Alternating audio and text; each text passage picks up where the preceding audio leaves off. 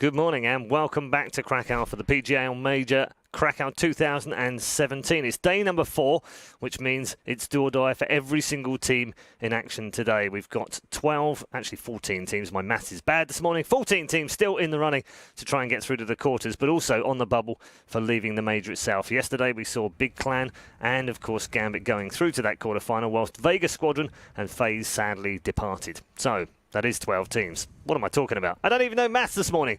Good morning and welcome to the panel once more. We've got Moses alongside Fifth Laren to bring you all the action this morning. We're going to get into it in a moment in terms of today and what it means and everything, but let's just reflect back on yesterday a little bit. It was a crazy day yesterday, wasn't it? Yeah, it was a wild ride. Big doing a great job qualifying for the major. Obviously, that's stunning. I mean, and then it's only compared to like FaZe dropping out 0-3, right? So those are like the two ends of the shock, right? And then no one, I don't think anyone would have predicted that Big would have been the first team to go through, along with Gambit as well, which is just craziness. So what a day! I had 2 correct results yesterday in my predictions out of 8. I'm not sure if that's something you want to share with us. No, I mean, you're used to really good scorelines like that. Yeah, no, it's great. It's great. No, but I think that it just shows how good these teams are coming into this major, right? Like when the favorites are even not even in the running. Yeah, you it's have wild, Astralis playing today as well. Yeah. Top 2 team in the world. FaZe already out. SK was set to win. Colter has 98 kills over the past 3 maps. Like, how are these teams still in groups, right? Yeah, no, it's bonkers. Unreal. I mean, it was a crazy day with lots of crazy results, and it feels like a crazy major this time out. Are you on board with the theory that maybe we get a surprise winner this time round? No. Do you think once it gets to the best of 3s, like because it's best of 1s, isn't it? And I don't want to detract from any of the teams that have played best of 1s and done well, or lost for that matter. But it is a different style of Counter-Strike, isn't it, when you get that one map? Yes, and also, I mean, the big thing that we've seen from teams like SK and Astralis is their ability to improve within a tournament, right? Like, these guys just keep playing well. We've seen SK, such as just at Cologne, struggle in the group stages. You know, they lost to Space Soldiers to open up that event, and they go on to just crush everyone. So we see them continually improve as the tournament goes on throughout the different, the stages, the quarterfinals, the semifinals. And this team, honest to God, they almost look unbeatable. And I remember watching them just like not last night, but like through the first couple days, and I was just thinking the only team that's going to be able to beat these guys is Virtus.pro if we get them in like the classic plow mode. Like if you actually get them all like just running on that level that we know they can hit. So it's a pretty intimidating fair, but there's definitely teams obviously that are showing good form, good results. This tactical style from teams like Flipside, from Big, really, really cool to watch and really cool to see it come back into the meta and be effective. Let's take a look at the standings then and show you where we are right now. As we head into day 4, there are 2 rounds to play today as well. Plenty of teams in action. On the left-hand side, teams that are getting a day off right now for the positive reasons are Gambit and Big, and for the bad reasons are FaZe and Vega on the right-hand side. All of the teams in the middle, however, all 12 of them have something to play for today. Separated, of course, by 2 1s and 1 2s. We'll start things off this morning with the 1-2 matches, and we'll show you the schedule in just a moment, and we'll kick things off with Mouz versus Cloud9. But there are absolutely massive games today, not just Mouz Cloud9, but Penta versus Flipside. Remember, the loser is done, and Na'Vi versus Fnatic is also a Swiss lower bracket round 4 matchup, which means the loser goes home. We then move on to the winning side of the bracket with the 2 1s, G2 versus Astralis, massive game for both of those, North versus Virtus.pro and SK versus Immortals, and then there is another 3 games after that as well. We've got a long day today for all of these teams. So those last 3, obviously, Jason, a chance to qualify. They want to try and take it now because that's a difficult section of teams, isn't it? Yeah, that really is. There's a lot of big names in there, a lot of teams that you expect to be in the top 8, and then also, I mean, the 1-2 group is just as intimidating. There's some big scary teams in there, and also when you think that 3 of those teams from each one are going to meet up with each other in the next round, that's even worse to think about. So it's a rough road if you're one of the 1 and 2 teams, because you have a tough match to start the day, and then you're obviously going to have a very difficult match at the end of the day to try and qualify. Yeah, that's a big thing, isn't it, for Flan? With the whole, we come in early and you play a first match, and then you might have to come back last thing at night and play another one. At least it gives you a chance, right? You focus on this one game that you're playing right now, and then you have a few hours, I'd say, to go through and possibly look at your opponents, but you have to go look at every single game, right? Because you re-seed again, or you have no idea who you're playing the 4th round. So if you're unlucky, you might end up playing a team that you really didn't want to play, right? So that's my pet peeve a little bit with the Swiss system, because you never really know what you're getting. Now, I'm not saying like Gambit and didn't have tough games, right? And same with Big. Big played 3 of the playoff teams that beat ESL1. 2 of the best teams in the world, right? Yeah. So it's like it really depends, right? But I feel like for the favorite teams here, like Astralis, for SK, for their sake at least, they're gonna have to win today. They're gonna have to win this 2-1 game, just make it to the playoffs, make it a little bit easier for the rest of the people, right? Because you don't want to end up being matched up against, for example, like SK for the last game, right? That's just tough luck. Yeah, it's imagine tough that. That would be depressing, right? Wouldn't it? if you draw SK. Yeah. All right. Yeah. Let's not get there just yet. Let's not get ahead of ourselves. No, let's not get ahead of ourselves because there's still plenty of Counter-Strike to play. Plenty to see whether these teams can come through. We're going to get into our first match next, and it's Mousesports versus Cloud9. A very recent history, of course, between these two teams. Although Mousesports haven't won since the Eleague Major back in January against this side. So plenty to play for both of those teams. Before we get the opinions of both Moses and Fearflower, let's get the opinions of our virtual host on the panel. It is, of course, the one and only Thorin with more Chronicles.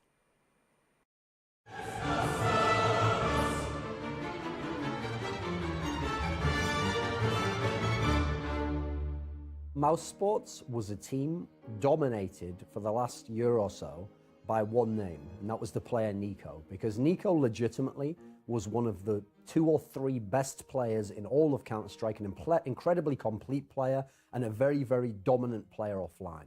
So every time you watched Mousesports, you just looked to see what could Nico do. Is Nico good enough to carry this team? People even nicknamed them in almost a derogatory fashion, Nico Sports, as though they were just about this one player. Now, over that period of time that they had him, they tried some roster moves, and some of them had a little success, but in general, the core style of the team remained fairly similar, and the lack of results continued to haunt them. So while Nico was amazing, Mousesports wasn't amazing. Now, with Nico's departure, they were able to integrate a couple of players into this lineup that they hadn't used before and get a very different flavor to Mousesports. So whereas before it was just Nico, he was the one star and he had to carry the game, now it's very much more done by committee in Mousesports. Now they've got a whole bunch of talented players. They've got a much more multinational team even. They brought in even more kind of disparate elements together. And so the average skill level of the team has risen a lot. The style of play of the team has changed a lot. They've moved out some of the core players and people have switched around some of the roles. And so this Mousesports is nothing like the Nico Sports of yesteryear. Instead, this is a team that doesn't rely on a player like Nico. Obviously, he's not there anymore. But they don't even just rely on the superstar in terms of Oscar.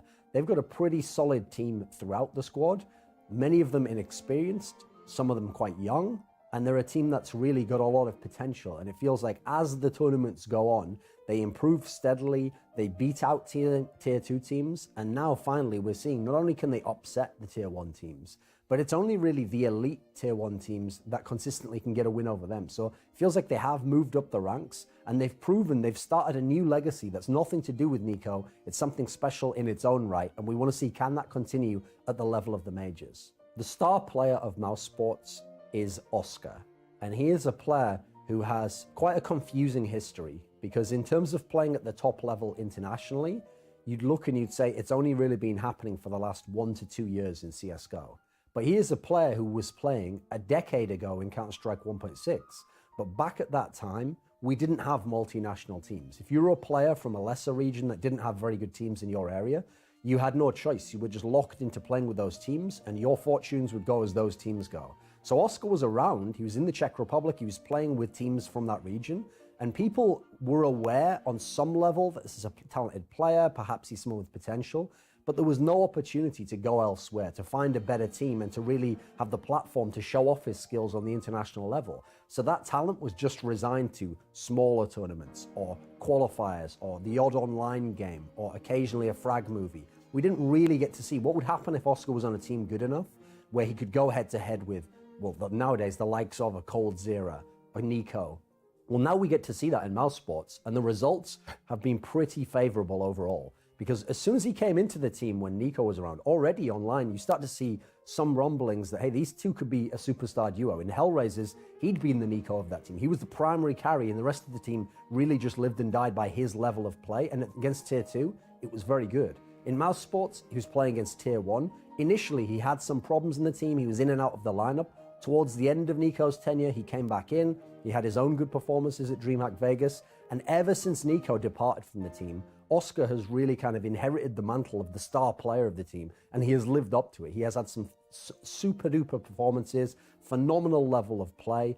He really is a LAN player. He's also someone where he was known to have a good rifle before the Hellraisers days, but since then, we know him as one of the world's best AWPers. He's someone who's got a pretty fast AWP, very reliable, and there's a reason why individual players in Europe, even outside the context of Mousesports, really rate this guy as one of the best talents we have and one of the most skilled players. And so even though in terms of his actual age, he's getting up there, you know, he's been playing a long time, because he hasn't played at the top level, this top international level where he has a chance to prove himself, I feel like he's still a very hungry guy. And he's a guy who wants to prove that it wasn't just being stuck in that country, like I was just a big fish in a small pond. He wants to show he's one of the world's best players. And in Mousesports, he's finally got the vehicle where he can do that. The newest member of Mousesports is a fantastic story in his own right. If you look back to when Mousesports was dominated by Nico, that was a storyline that could have come from a movie. A guy just comes from Bosnia, a little country without much history in Counter-Strike, becomes arguably the best player in the world, playing for a multinational team, even if the team itself wasn't at his level, and he's kind of really exceeding expectations at every level. That's a pretty cool story, but we already roughly knew who Nico was before Mousesports. People knew he was a talent, people knew from that region he was one of the rising stars who one day could do something. In terms of ropz, people literally only knew who this guy was, coming from Estonia, thanks to playing in FPL, thanks to playing with other pro-level players just in online mix games, never playing at a competitive level, never playing for any team even at tier 3, never playing online tournaments with people. He had someone who has a completely blank slate. And so when he finally accepted the offer to come and play for a professional team, and it was Mousesports, a multinational team where someone like him could get a break, there was a lot of eyes on him, a lot of attention, and people generally were probably wondering, is he going to fail? And the fact that he's never played at a competitive level, but he's been thrown straight in there in big offline tournaments, playing against some of the best teams in the world, playing with some experienced players and some very good players as well, but from a totally different culture, totally different background, with no kind of links together throughout their history, I think that really shows that his talent is transferring itself over to competitive play. And he still has some levels to go to match what he's done in FPL when he just plays and everyone's playing a mixed style.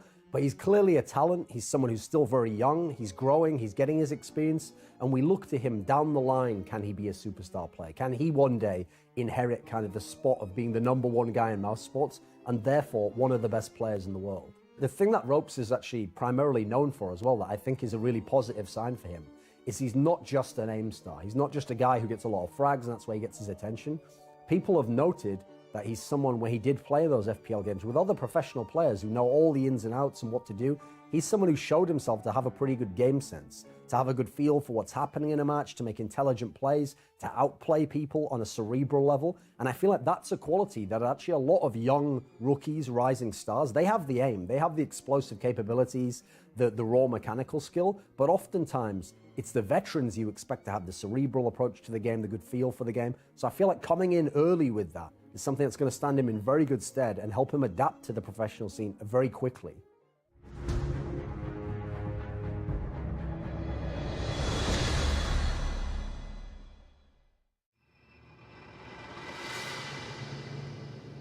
There's the lowdown from Thorin on Mousesports. We'll also get the lowdown on the team, and in particular one of those players right at the very end of Thorin's thoughts there, ropz from our panel members right now. Jason, this is a young man. He's 17 years of age. He was born after Counter-Strike came out. He's already got an ace at his first major. He was also the top-rated player at the offline qualifying amongst a multitude of fantastic players. When are we going to start talking about this kid as potentially as good as Nico, maybe even better than Nico, maybe a world-class player that could be at the very top?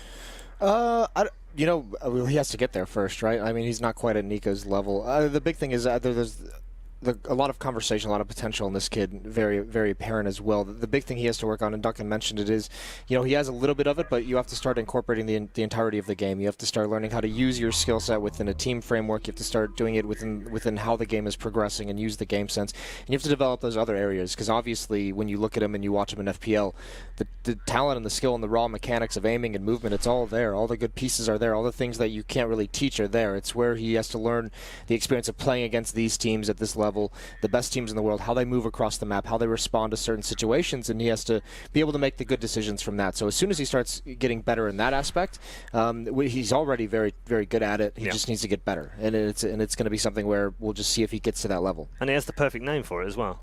Yeah. Robin Cool. Is that what it's called? Yeah.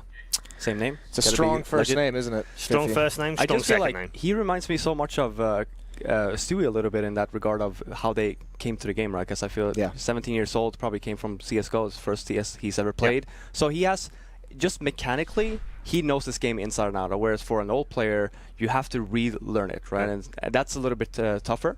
But I'd say that when I look at Mousesports, I definitely see ropz being the up-and-coming star where I see right now, and keep in mind, Oscar hasn't even been in the top scene for that long either, but I see Oscar as the star player, and I see ropz as the guy that just could potentially show up and just destroy people, as Jason was saying. I do think that he still needs a little bit of time.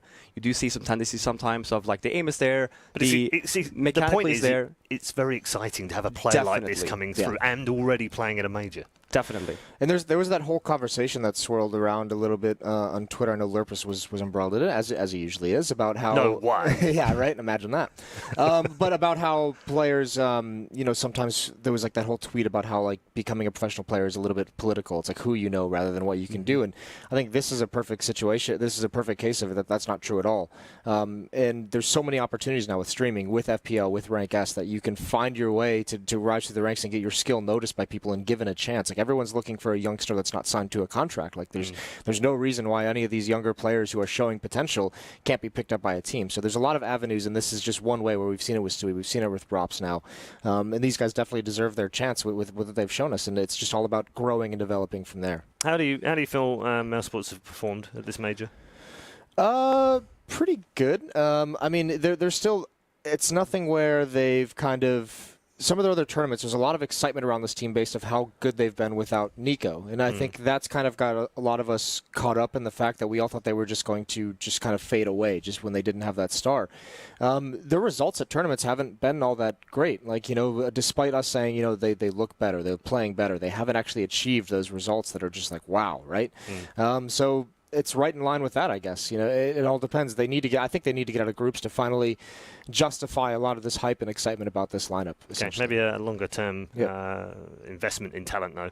Let's move on to Cloud9. Robin, again, same question really for them. How have you assessed their tournament? Because having had a good ESL 1 Cologne and then come here and actually look pretty good in all of their 3 games, but they've ended up 1-2. It almost seems, how did they do that? Again, I go back to the Swiss system, right? If you look at the draw, they've been extreme. They've been a little bit unlucky. They lost to Big, lost to G2 in overtime, and the one game that they won was versus North. So I wouldn't say... I definitely think that they've improved throughout the 2 months they've been in Europe. And then when you match them against Mousesports, I also have Cloud9 going through to the playoffs. I think that this game is super exciting.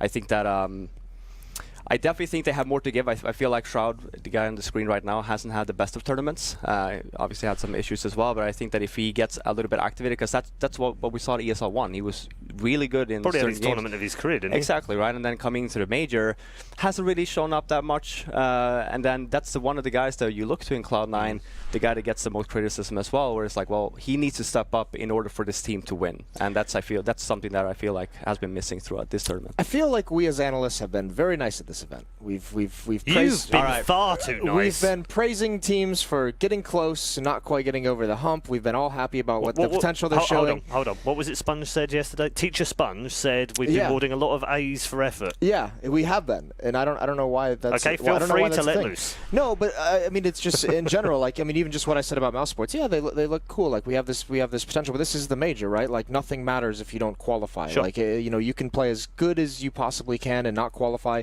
and at the end, that's a bad result. All these teams, I mean, I had Mousesports and Cloud9 going through, getting out of groups and getting to the top 8, and it's just not going to work that way with the Swiss system the way it is. But this Cloud9 team certainly, especially with that result in Cologne, this is a team that should be qualifying for the playoffs. And then they've had those matches. Obviously G2 was there, they kind of had a chance to win that one, obviously, in overtime. Got beat up by Big, but Mousesports as well, 2 games lost in overtime. You just have to make the playoffs. That's just what it comes down to when you're at the major. I'm glad you mentioned overtime Because the last time these two met, it was overtime. overtime. Double It's almost overtime. like we had that scripted. It Paul. was, wasn't it? Nice segue, Jason. Checks in the post. So, in theory, this should be a very tight game because of their previous results, because of the way that they've both been playing here and recently as well. Is there a reason why it might not be, and it might end up one-sided one way or the other? Is there a an X factor in here? Is it a shroud going crazy? Is it nothing coming big? What is it? It's one of the big things I've seen out of Cloud9 is how good they are at times. I've mentioned this before, like the momentum Counter-Strike. Their style is very, very good for that. The fast-paced brand of Counter-Strike that they can play at times, and when they have control of that economy, they can do it. And I never thought I would say this leading up to this event, but I think they've been playing too passively and too slowly, and it seems like they've kind of switched, right? Like yesterday was all slow, and now we're going to see the map veto. So yeah, it also depends on which map it is and where the economy goes. I honestly think it's going to go back to Inferno, the rematch that we had at ESL1 Cologne, where we did end up getting... We've had a lot of Inferno this event. Yeah, we have. But it also reverts back to the best of one, right? Where it's like it's a very, very balanced map. You don't necessarily take too many gambles, especially when it comes to group stages. But I also think teams all feel like they can beat anyone on it. Do you know? Because there's not a settled kind of tier of and there's a this reason. team is amazing exactly. on it, and we won't there's play a them reason on it. why Inferno is the most played map in playoff or in majors, right? Now we didn't end up getting Inferno. We did end up getting Train instead, which is a little bit exciting. Yeah, that is actually quite exciting. That's got me. It's also something that they haven't played between these two before, because they have played 4 different maps in their 5 matches that they previously matched up against each other this year. So something new for both the teams. It's a bit of a scary pick because it has been a good map for Cloud9 in the past. This is a map they've been pretty proficient on. They have a really strong T side on this map, but also it's one that Mousesports has recently added into their pool. I think they're like 3-0 on it now, and they hadn't played it before the major qualifier. So just in the last month or so, they're feeling very, very comfortable on this map. I love talking to Chris J. I think it was it 2 days ago that we had Chris J on after their win, and it was asked about in-game leading and everything like that, and he's like, I didn't pick these players. I just kind of got handed them. I didn't make those decisions, but I've got this team, and everyone's loving it, which is just very funny. But this is a map that they struggled on, previously with Nico in the lineup. They didn't really know how to play it, and now all of a sudden you get new guys in this that have new abilities, and you have this coach who's been playing very well, who has this team at a good level, and all of a sudden this is a dangerous map for them. I love the conversation that's going on right now. I can slightly guess what's going on because Chris has told me a couple of things about how it works with them. So just before, once they get trained, literally he's in his ear going, okay, remember what we said about this and what we're going to do when we get to round 5, or how we're going to set this up on CT. So they're going through that right now. That's not a relationship that happens in every team, is it? No, but especially... in the way that he's doing it right now, that's all pre-planned. We kind of figure out where the map's going to go. So maybe they're a little surprised here. Probably not that surprised. I think more so it's just because Chris being a new in-game leader, he's probably giving him a couple pointers to remember to keep in his head, because Chris even mentioned it yesterday, 2 days ago. He said he had all smiles, right? He was like, it felt really good calling this game, and it's like, well, cherish that memory, because most games are going to be hell as an in-game leader. I remember seeing that actually. It was so cute. It's like, I wanted to tell him. I feel like I called super well. He's so cute, right? Remember this feeling. Bless him. He doesn't know what's coming. They don't all go that way. Just wait for that one game where you get 1 T around. You're like, remember that. And then everyone, all your teammates come up to you after, and they're like, why did we call that? Why did we do this strategy? And you're just like, that's the thing. It's always easy to call, right, when things are going away. Well, he's in the honeymoon period. Definitely. He's still learning. He's still being forgiven for a few errors and mistakes and what have you. But that's also the great thing about if you do have a new in-game leader, because when you're in the honeymoon period for in-game leading, you just want to throw things out there, right? Sure. Like you don't necessarily and your team fully trust you as well. Exactly, that period, right? They just, all right, well, but then sounds dumb, but we're going to go and do it anyway. Once the struggle starts, right, then you tend to, it's mentality-based, right? So you tend to go back to what worked, and then all of a sudden, maybe you have 10 strats for one map. It just narrows that down. Maybe you just go from having 10 to 3 because they're like, well, that's the only thing that works, and then you forget about the others, whereas like, in reality, well, maybe we just had a bad game. So it is a very slippery slope, and that's why, coaches really come in handy. Yeah, he's definitely enjoying life right now. I'll tell you 2 other gentlemen that are enjoying life right now. Our commentary team this morning for our first 3 matches, Anders and Semler. Good morning, gents. Good morning, Paul. What a morning it's been. Yeah, already? Yes. Already. Yeah, and that was just after midnight last night. Anders was here bright and early, fresh as a daisy. He's pumped up. I love you too, Moses. I appreciate that. I do. I've heard it's hot over there. I hope you guys are boiling in the analyst It's hot, but I've got a feeling today's going to be even hotter in terms of matches. So that was a good Paul. That wasn't bad, was it? You could say one could say it could be an inferno similar. Oh my! See, I just get punnier as the day goes by. I don't think we can keep up with this guy. That was very well done. All right, really like transition, please. Take us away into game 1. Save us from certain death. Yes, indeed. We're going to try and do our best. Appreciate it. Thanks to the panel. We are going to heading into train. In fact, and it will be a best-of-1 game here. Elimination match, Samla. Can you hard handle it? It's pretty early, so... I know, man. I know. When I stopped to think that this major has been so competitive that we have Cloud9 and Mousesports on the ropes, two teams that have been looking fantastic recently, all of a sudden. Yes. One of them's going home after this match. And you're looking at some of the other matches, like Navi, Fnatic, same boat. What is this world? Yeah, I don't know. This is going to be a heartbreaking moment, no matter what, really. Cloud9 have really looked good, and they had some tough games in the group stage here. Some of them, it even looked like they could have, sort of made it through and actually done a great job. But today's the day of deciding pretty much everything. We've got 9 games to figure out who's going to be going through and who isn't. And yeah, one of these teams definitely isn't. Even yesterday was mad as hell. That big in SK game. I stayed up to watch that. And it was madness. What was madness was the celebration from Big at the hotel afterwards. That was something to behold. But I mean, of course, can you blame them? I mean, they talk about an underdog victory, 3-0 in the groups, straight in, become legend teams for the next major. I mean, it's a dream come true for Big. We're talking about guys who just created this team a few months ago and took a huge risk and took all the risk trying to create this roster, putting everything together and everything on the line. And here they are. Dreams come true. It can happen, not just in fairy tales. Apparently they do. And there's another team as well that we're going to be casting actually the next game, which is Penta, who have also sort of embarked on a crazy story going all the way through all the qualifiers and everything. So in general, there's a lot of cool storylines for this major and a lot of interesting upsets. And we'll see what happens here on Train as well. It's going to be interesting. Skadoodle versus either Chris or Oscar or both.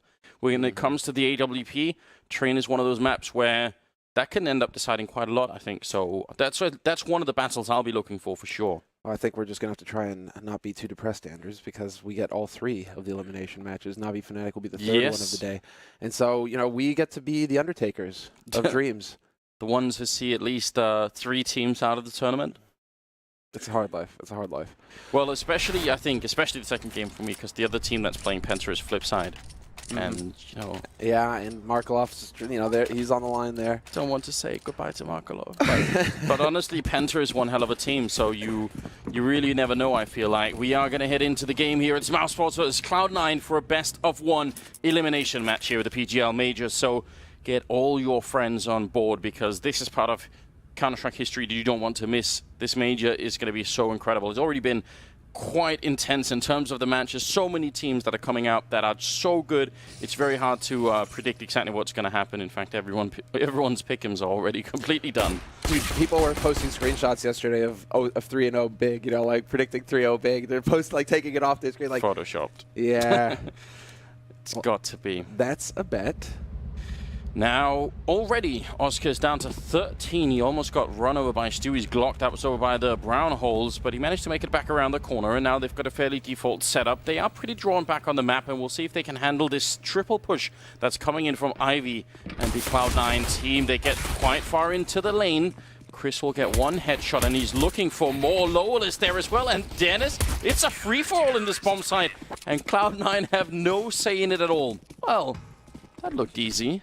So clean.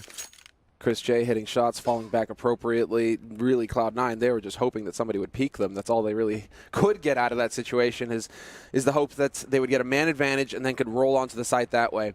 Mousesports, though, I mean, we've seen that they are no team to be trifled with. This is the map that they beat FaZe on, and that was definitely part of the upsets. Some of the big stories here in the major. FaZe going 0-3 in the groups.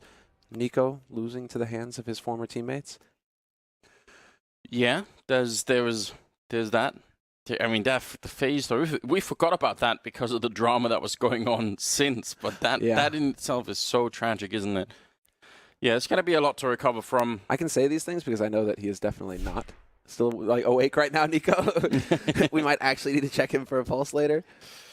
Well, good on him, whatever it takes. I mean, I think this is part of the magic. I actually made a deal with myself quite a while ago because people always ask this in interviews and stuff. They say, okay, well, who's going to make it out of the group stage? Mm-hmm. I now just say, I don't make that bet anymore because I always look at the legends and the contenders for the major tournament. I say, well, this is easy. I know exactly who's going to make it. They're like, I just look at the lineups and I think, well, this is no problem, And I'm always like just completely wrong. Because and that, I think that says something about the success of the major format, is that everyone is so focused that, you know, teams that you sort of, they fly under the radar, you don't see them for a while, your Gambits, your flip sides, and I mean, even to some extent, Big and Penta. I mean, I think Big has been showing a lot of promise, and Penta has too, but still, you match them against someone like SK, you think there's no way, right? What's the theme here?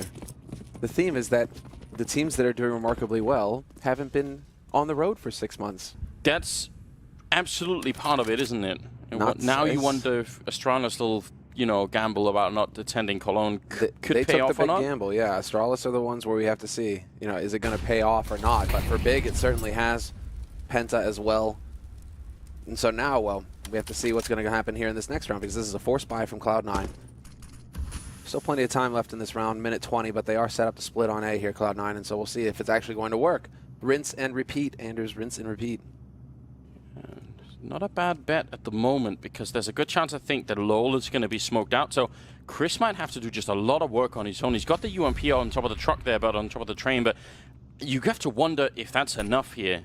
I feel like Chris is going to be very lonely out in this bomb site. Flashes are in, looking down to try and avoid any further coming in. They're all around him, but no one's actually spotted him yet. That's remarkable. Chris getting a big opening, but Shroud will take him down. LoL is going to be gone. Next is Automatic with a kill on ropz, and it's falling apart. Mousesports, they were so back on the bomb side that they just couldn't really help each other out, and that's a big issue. Oscar's going to go down next. Skadoodle with a headshot. That was a Glock as well, leaving Dennis in a 1 versus 3 with the bomb down. The American team striking right back in the next round here, and Dennis trying to see if he can come up with some sort of miraculous 1 versus 3 comeback. Might be able to pull this off. Automatic is low, but Shroud is the one who's holding close. PG50 in hand, gonna get the shots in his back, and Dennis can't turn in time. The headshot clutch and saving an M4 as well for Shroud. But most importantly, everything according to plan here for Cloud9. Getting up close to the Tech-9s, you can see the advantage when you're rotating around that bomb train, when it's close quarters. You can have an M4, but if I hit the headshot with the Tech-9, you're a dead man. And that's exactly how it played out for Cloud9. Young Stu, it's the, I think it's the connectors that he's plugging his earbuds into. Sometimes the sound gets a little spotty for him. So he's just trying not to tilt right now. He's just trying really hard not to tilt, because he was telling me about this yesterday where his right earbud, you know, was like fading in and out on the sound. All right. Well, I like the expression on Jordan's face, because he just looks like someone's saying, I have no idea what you're saying. I just can't understand it. Well, we'll get that sorted right out, I'm sure, and then we'll be good to go. The PGL admins have, I think, been very much on point with just fixing things really quick. As long as it's within the, you know, their grasp to actually do it. Yeah, I don't think they can like alter the material of reality or anything, right? No, there's some limits like that. Listen, so we could, actually, it's all right, because it means we can at least talk about the previous round. And I am generally an advocate for forward defenses on the A-bomb side. You don't have to do it every single time, but I think they give you more room to work with on the CT side. I think when you're drawn back and you're behind the bomb carriage, then you're a little bit at the mercy of what kind of execute the T's do. You know, if they do it without, you know, any smokes, then you've got a really good shot. You can sort of snipe away long distance. If they put down all the smokes, then you have to play around them, and sometimes that works and sometimes that doesn't. So I think when you're the forward, they have to use a lot of grenades to force you back, and sometimes you can even just take the fight right away and you're in a good position. So I sort of prefer that. Now, what was weird about that round from Mousesports is it was just Chris who was forward, right? And he must have known they were going to have Tech-9s and armor, more or less, right? So with a UMP like that, it's very hard. As soon as any smoke lands behind him, his teammates can't help him, and then he's just up on that train alone, and it's just a bit weird. Like, it felt like there was something missing in that particular defense. Either have 2 or 3 going that aggressive, at least 2, or everyone sort of stay back. And you can do that in a round. Like, you could say that. You could say, listen, we just have all the utility. We're just going to retake the bomb side and defuse. You can get the bomb down. That's fine. That's what you're really trying to say here, is that, you know, it's either you play for the hard defense and hold up close, or you play for the retake, and you trust in your ability to work together with your superior firepower to take over that site once again and get the defuse. The one thing is, you know, getting caught in the middle a little bit there, Mousesports, but Chris J, who's taken over the calling, I feel like he is coming into his own. Mousesports have definitely been stepping up as a unit. Individually, Dennis comes to mind. Huge turnaround for him. But then also between ropz and Oscar, I mean, Chris J has got some firepower to work with. Now it's just about making the proper calls and getting used to it. Let's see. It looks like young Stu has got things figured out now. We should be getting back into this game fairly soon. Most excellent. Yeah, now, just because you mentioned ropz, I was seeing a lot of people, I think, including the god himself, Olofmeister, was praising him on Twitter a couple of days ago, saying it's quite remarkable as someone so young can play at such a high level without really any apparent stress. You just can't see it in his gameplay that he's if he's feeling the pressure. So that's so insane, and it's such that in itself as an individual story is so cool. Absolutely. I mean, he's like a Lecro, you know, just found online. And that's pretty much the only way now to make your break, unless you've got years of experience like Eleague B, etc., right, where you can make a comeback. I mean, if you're a young player now, it almost entirely relies on, you know, ESEA or FPL playing with some of the pros, and the pros, oh wow, this guy's kind of good. Well, usually they say, oh, this guy's hacking, and then turns out he isn't, and then they're like, oh, how do we get him on a team? So we saw that with Lecro, and now, you know, ropz is one of those players who's made his break. But in terms of sort of the health of the Counter-Strike scene, it's a really good thing. I think if you're a young player out there and you see, oh, there is a path to do it. Like this guy has done it, these guys have done it, and they can go through open qualifiers into minors, into the main qualifier, into the actual major. People do that now, and the path is there. Obviously, requires an enormous amount of dedication and skill, but still, that's so cool. I think that's remarkable. There's also gamers, but also, yeah. Go and check it out. I mean, yeah. Why? I think that in gamers, that was one thing that I really enjoyed. You know, on this topic, is that we found brollan. The only issue is that brollan is now, I think he just turned 15. So, but he was like unbelievably good, and you're like, why are you only 14, kid? Because you can't actually play it in the tournaments. But if you were actually in the tournaments, you could do some serious damage. So it's a matter of just waiting to see what happens with that guy. But that's good news. It means we'll have talent to come in the future. Exactly. 3 years from now, it's going to be right there. Really uplifting for me working on that series. No, for sure. I mean, whatever it takes, right? And for sure, you have to imagine as well that the future of Counter-Strike will involve probably more talent scouting from teams, you know. So I semi-regularly have people messaging me and saying, like, well, what do you think about this guy? You know, people work for sort of different teams. Well, scouting out this guy. What do you think about this guy? And stuff like that. So there are people trying to put effort into it to figure out, you know, who's the next up-and-coming player. Absolutely. How can we know him? What's your opinion of that person? And I think it's going to increase quite a bit. It makes sense, at least, for people to try and be on the lookout for that. We are just getting almost back into the game, I believe. Can't be much longer. Just a bit of a sound issue for Stewie, and he should have figured that out more or less. So hopefully we'll be underway very soon. It means you guys had a bit of a chance to get like a sip of coffee or whatever it is you drink in the morning. Get your friends invited as well. This is an elimination match. You don't want to miss this. It's Cloud9 and Mousesports. The scoreline is 1-1, and if you're just joining in the meantime, we got this way by Mousesports winning the pistol round almost flawlessly, then Cloud9 winning it back almost flawlessly with Tech9 rush to the A-bomb site, and now we're here. And now we're here where Chris J is saving his money. I like it. The rest of his team, they're going for the force, but Chris is trying to guarantee having that AWP in play as quickly as possible here versus Cloud9. Stewie going to open things up at Pop Dog. Dennis tried to go aggressive with that UMP. Not today. Not today, says young Stu. But Lowell is holding close to E-Box, and they are kind of stacked up on this A site right now. Mousesports, 3 players waiting here. An interesting smoke, but shouldn't force too much. Actually, they're going to flash their way into main now. That's a very cool idea.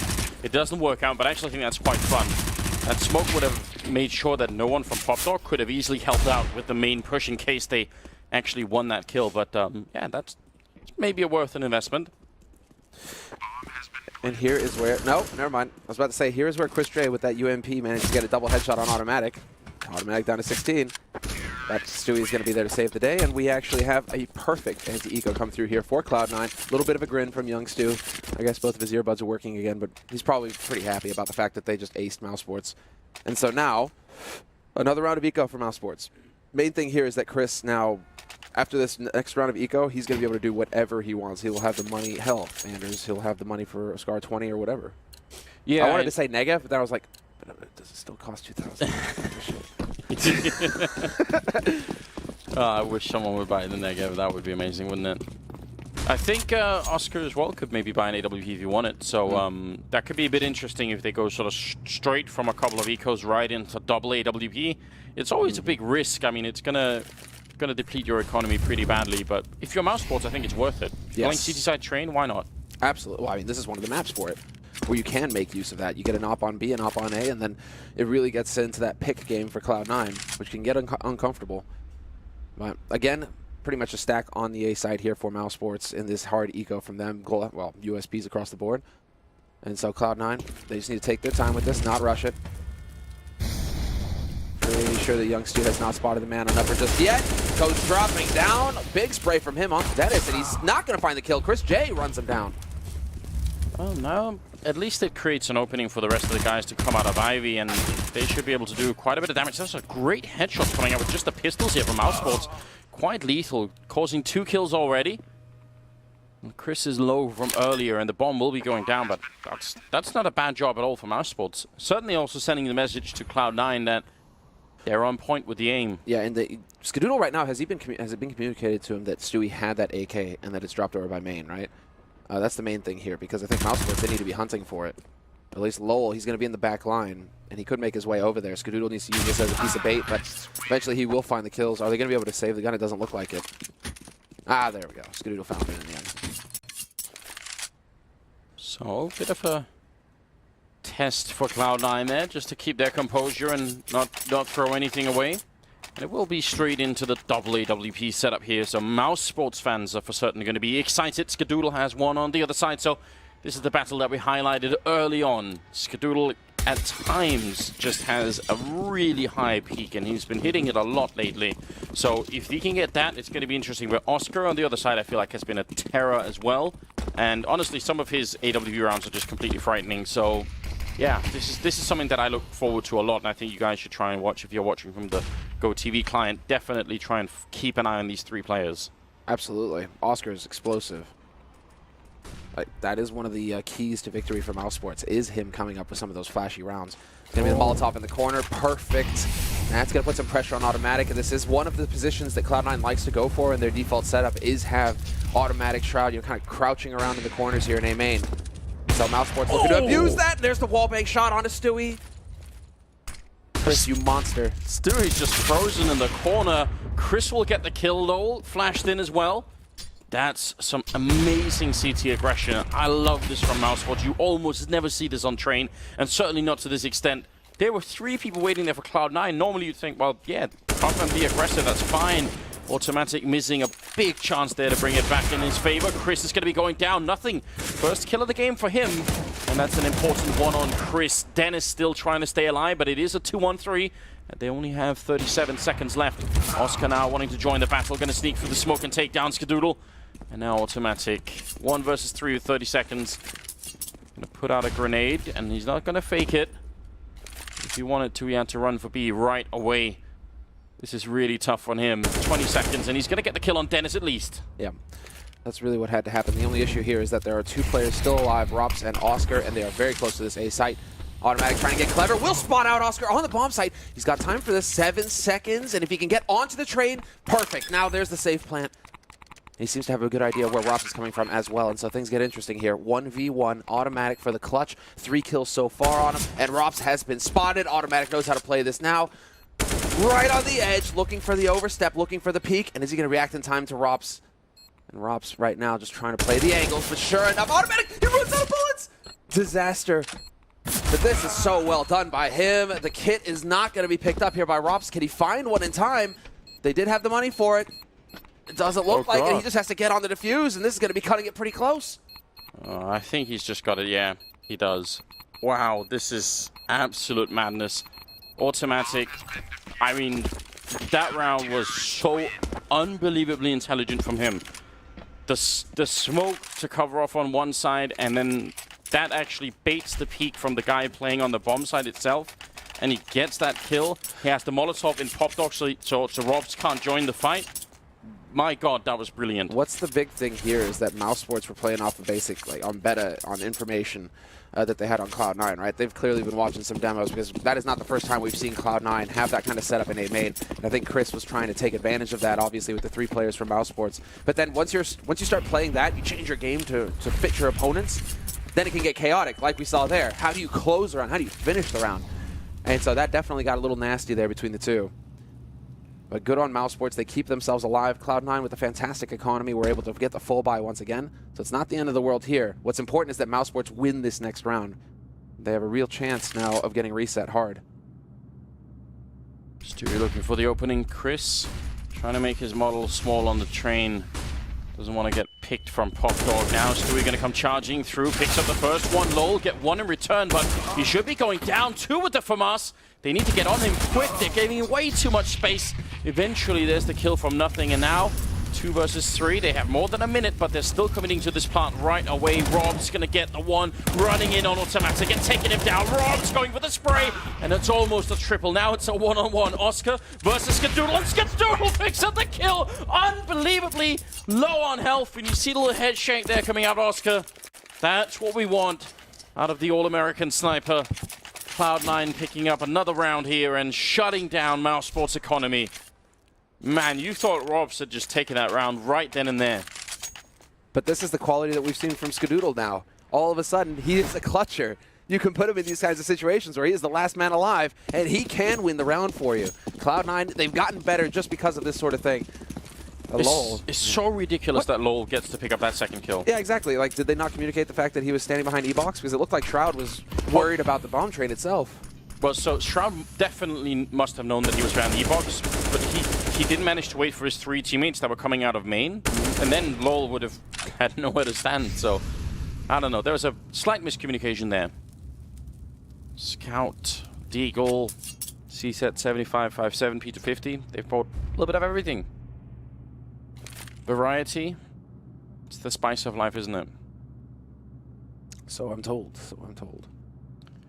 Oscar down on the bomb side, and Ropz is close as well with the 5-7, so they've got to be careful. If they don't use any grenades, which people usually do, could get a bit testy. No problem at all for Shroud and automatic. That's a good way to get into the bomb site. Don't want to be giving up rounds like these due to silly mistakes. Yeah, nothing getting caught and donating an AK. On the other side of the map is a bit unfortunate for him in that lurk role. You kind of wonder, at this point, just to nitpick, you know, like, do you need the lurker in this sort of situation in anti-eco like this? Or should he be playing so aggressive? Because now they actually have an AK to use, and that can come back to cost Cloud9 in the next round. CT's side, when you have an AK and that one-shot headshot potential, all of a sudden, I mean, close quarters on a bomb train, you can start getting some kills. Well, that's certainly one part of the issue, but there's a secondary problem to them keeping the AK, which is that it means Dennis could drop an AWP so they can get back to the double orb even quicker later on, you know? Assuming that they get to keep it in future rounds. That's another problem that could sort of come back and haunt them a bit, so gotta be worried about that, I would say, if you're on the Cloud9 side. You know, the goal now is to find out where Dennis is playing, because this is going to be another round of eco here for Mousesports.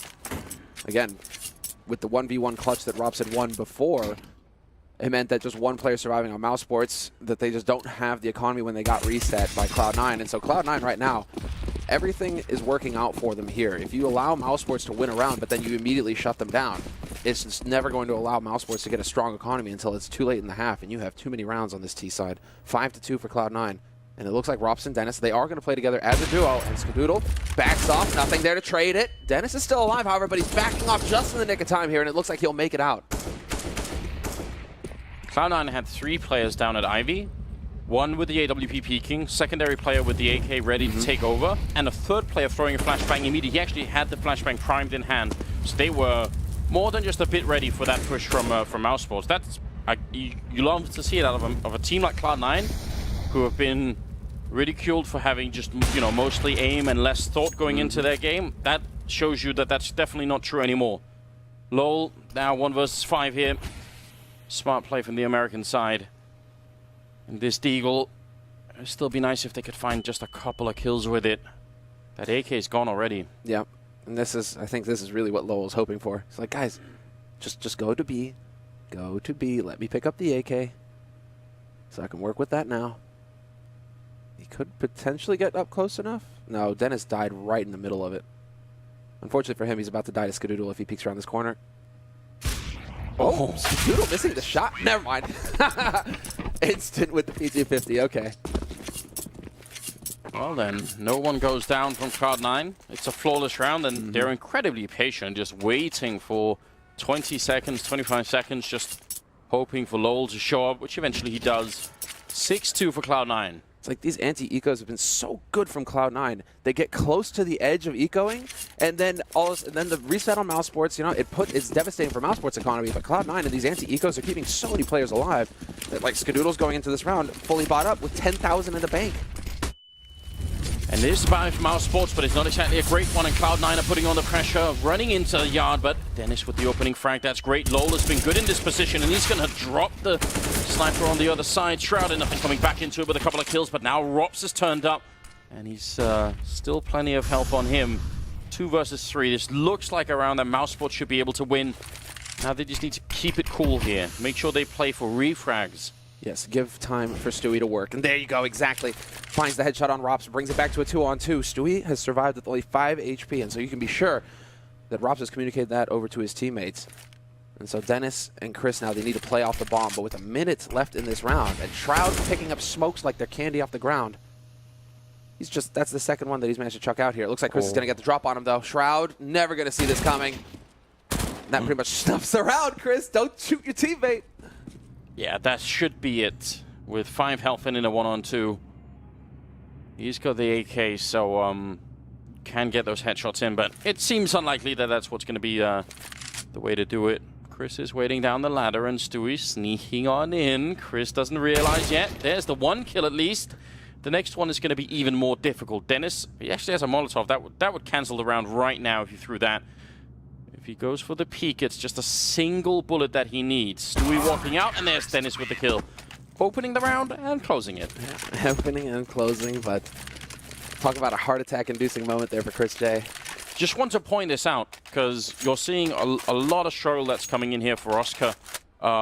He was, I think, 1, 1, and 8 or something as a scoreline here, and that's a problem, and it stems from the fact that they can't afford to get that AWP right, because their economy has been so just completely smashed in the beginning of this first half that he's had it once, and then every other round has been pistol, and this time he sort of had to fight. You know, this time it's well, they actually did get him this time, but the previous round it was just a FAMAS or something, so they keep having to struggle to get it.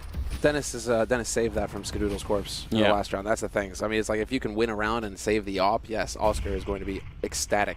But so far, the pattern has been Mousesports winning the pistol, 3 rounds for Cloud9. Mousesports break that, another 3 rounds for Cloud9. And so now's another chance here for Cloud9 to reset the economy on Mousesports. It would be a disaster if they managed to pull it off. Again, great push into main. I love seeing this out of Mousesports. Lowell going to get the kill on automatic, but nothing sneaking in. Easy enough kill on the first, and ready to try and see if he could refrag it. Chris is being incredibly aggressive, and what a flick from nothing. Taking down Chris. Oh boy. Without the X-ray, you have to wonder how much could he see then? That's just muscle. That's instinct right there. The mind and the eye of a killer. Unbelievable. You'd think nothing. You'd think Chris has got that in the bag, and then Mousesports are going to have the man advantage. Again, punishing Cloud9, punishing Automatic for hanging around in A main too much. I love this play from Chris.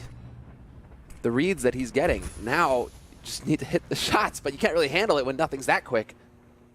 They're putting ropz on. I'd go this the other way around. I put Oscar and B alone, and then have ropz and Dennis play on A together close to the bomb site with the rifles, and then use the range. But we'll see how this works out. It seems like right now they have Oscar in a good position. Could get a couple of kills here that could definitely turn the round. And now the grenades are raining in onto the bomb site. Dennis, lonesome for backup right now, because he's the only defense actually on the bomb site at the moment, and he's going to go down to Stewie. Oscar can't see a single thing. He's being very defensive with the AWP. There's 1 kill at least, taking down nothing, but now the rest of Cloud9 could just hide. They don't have to show themselves at all. Exactly. They have the data on where Oscar's playing from. It's a matter of waiting for ropz. Shroud is covering Pop Dog, and Skadoodle will be watching A main, and it's just on Stewie to mine the bomb. So there should be no chance here for Mousesports to move in. They should be saving, basically. Oscar's already backing off. For some reason, ropz is trying to get in here for exits when really he should just be trying to save the gun at all costs. Yeah, but he really wants to trade that for a better gun, so maybe he can. This might work out. AK coming around the corner. Well, what? There's one of them, and could be a second one as well. Skadoodle trying to make the run. No way he's going to go up with a bomb, and at least there will be the AWP, so optimal really play from ropz. That's not bad at all. You see, he thought that Stewie was dead in the first burst there. That's so dangerous. But that gives them the double AWP capability. At least it does that. Oh man, you see the difference in AWPing from Chris and Oscar, right? Chris has been quite forward in the A yard, and Oscar's very defensive, and it leaves him open to just getting smoked out. Yeah, exactly right. He's worrying about alley. He's worrying about the back line. And that positioning, I mean, you got to have somebody minding it. I just really appreciate Cloud9's use of the nade advantage in that round, where Mousesports, it's just they have guns, and that's pretty much it. Cloud9 had a whole lot of utility left to work with, and they used nearly all of it getting onto the site. And so that's some good mindfulness coming in from Cloud9. I was a little worried that they would get excited and just run out there looking for duels without actually making use of their nades. Oh, listen. They've already put up the wall of smokes. Now they're running down Ivy. 2 people are holding there as well. Automatic will be going down. Cloud9 have a full setup, and they're on the bomb site, ready to put the bomb down. Nice jump up to make sure he can't get shot in the feet. Stewie goes down. 2 opening frags going in favor of Mousesports. Kadul missing the shot, and Lowell will capitalize on that immediately. Now it's looking very bad for Cloud9. Chris is going to get the kill, and Nothing, who was going to be the linchpin sneaking in here in the retake, he only gets the 1 kill. Mousesports just shutting it all down, and that was so brilliant. The wall of smoke is up. Cloud9, they're right in front of it, ready to put the bomb down, and then Lowell gets in, flanks the whole push, and kills a couple of people with the UMP. That's all he needed to do. Great individual play from Lowell. Right now, if you're the coach for Cloud9, oh, tell me this is Cloud9 calling for the timeout. Is this Cloud9 calling for the timeout? It had better be Cloud9 calling for the timeout, because if it is, that's sick. Perfect. It is. It is. Dude, you throw away 2 rounds like that because I think you're just getting a little bit too excited with the exits at A main on ropz, and with this kind of, these kinds of oversights here, letting Mousesports infiltrate through the smokes and stuff like that. I think you're starting to get a little bit, too much. And the tactical timeout called by Cloud9, perfect call. Just slow it down, breathe a little bit, guys. You guys are still way in the lead. Very well done. I appreciate that a lot. Let's see what's going to happen after the timeout. They've had a lot of A executes and very few B executes, so it's impossible to tell whether that will be the switch, because they could also just be thinking to themselves, well, it's kind of obvious that we'll go B if we do it right after the timeout. So there is an immediate double stack on B, which you don't always see. Sometimes it'll just be 1 and then 4 on A in the first 15 seconds, but Mousesports certainly thinking maybe that could be it. So Oscar and ropz are going to be in position in case anything happens. Oscar first there with the AWP, and then ropz is the backup if they try to rush him down. Ooh, perfect. And he goes for the jiggle peek as well. Very well done there by Stewie. He barely dodges that shot. Oscar's going to be just a little bit frustrated about that, but then again, he didn't die. That's the important bit. There's still a good nade count here on Mousesports, and both players remain alive on the B site to take these shots when Cloud9 decide to push, if they are going to commit here, but it does look like it. I mean, 4 players getting ready in brown halls, and Nothing currently lurking on the other side of things. Oscar is he's surely going to get smoked off on the catwalk up there, but can he catch the mid-air as they jump down through the smoke? That's the interesting question here. And Oscar, honestly, I'd put my money on him. He's really fast with the AWP. There's the smoke to block him off. He should know that they're going to be coming through any second now. That's the big question, if he's going to be ready for it. All of Cloud9 have their grenades primed. They're now 40 seconds on the clock here. The Molotov going to start to rain in. Actually, great counter smoke from Oscar. That's interesting. Yeah, but this is giving it away that there's got to be somebody on high right now between the Molotov and the smoke. Skadoodle's going to be able to trade it, and Oscar missing shots that he had a golden opportunity there to turn this into a 3-on-3. And now, Cloud9 have got the man advantage going into the hold. You're retaking with 2 AWPs. Cloud9, they know that they just don't need to peek at this point. And they still have Nothing looking for the flank. Nice HE, though, from Dennis. Dead on. Skadoodle is gone. And Nothing rotating around, but Shroud's got the high ground. What can he do with this? Automatic with 1. He's going to get sprayed down. Oscar finally hitting a shot, and Dennis to come in with the kill, taking down Nothing. There was this one very unfortunate turn of events there for Cloud9. Automatic that went down first in that retake. He had the Molotov. If he had been on the high ground, there was no smoke left on Mousesports. Could have turned the round. But it's one of those, it's very hard to plan for. A lot of chaos, obviously. I thought Oscar had given that round away. We were sort of outlining it. He must have known that they were going to come sort of flying through the smoke eventually. And he still missed the shot, and then he even missed the shot on the guy on the floor of the bomb site. So he should have been probably ready for that. And it works out anyway for Mousesports, so can't be too critical, but that's a scary moment. It's the second shot that's critical. You know, the first one, anybody can miss that, right? Mid-air, Yeah, but I actually quickly think, moving target. I actually think now, I would say, as an AWP, as soon as you see that smoke, you should be ready to take it. Like, oh, yeah, no doubt. But you can it's- still, there's like a higher probability of missing that shot than the follow-up on the guy on the ground, Yeah, right? maybe, but I think I would classify that as like within the realm of not that hard shots to hit, because they are just sort of falling out of. They can't do anything to like. There's not enough air control in the game for them to change their direction that much, right? Sure. Like I think I would put Oscar as someone that could definitely hit that shot almost all the time. So I feel like he's having a sort of a shaky start to this game. Yeah, he's having an off game for sure. Seems like it's early in the morning. A lot of players actually don't like morning games, so maybe he's one of them. Chris, on the other hand, has been looking a bit more flashy. Lowell as well been doing a great job. Chris will be going down, but doesn't really help out all that much. Lowell with the triple kill, and Shroud with the deagle. We know how dangerous he can be, so just don't go down to this one. ropz will be able to take the round. That makes it 6-7. And everything is looking just a lot better for Mousesports all of a sudden. Very good job on them. Lowell and Dennis leading the charge for Mousesports. That's kind of cool. I mean, 3 rounds in a row now for Mousesports. So far, this is the most success they've had in this first half. Now it's a question of closing it out and obtaining the remaining 2. If they can come out ahead 8-7 against Cloud9, things could get interesting when they move into that T side. But right now there is a lot of pressure on Mousesports. There's a lot of, and that could explain, you know, Oscar maybe being a little shaken by the fact that he is missing these shots. It kind of aggravates the issue, makes it more difficult to hit the next one. I like this clever stuff here from Mousesports. And it's going to be the aggressive setup, and that might be close enough to hear it for nothing. He is holding right around that corner. There's the flash, looking for the shot. Chris going to be able to make it out of here, and it's the bait and switch automatic. Never expecting the boost there.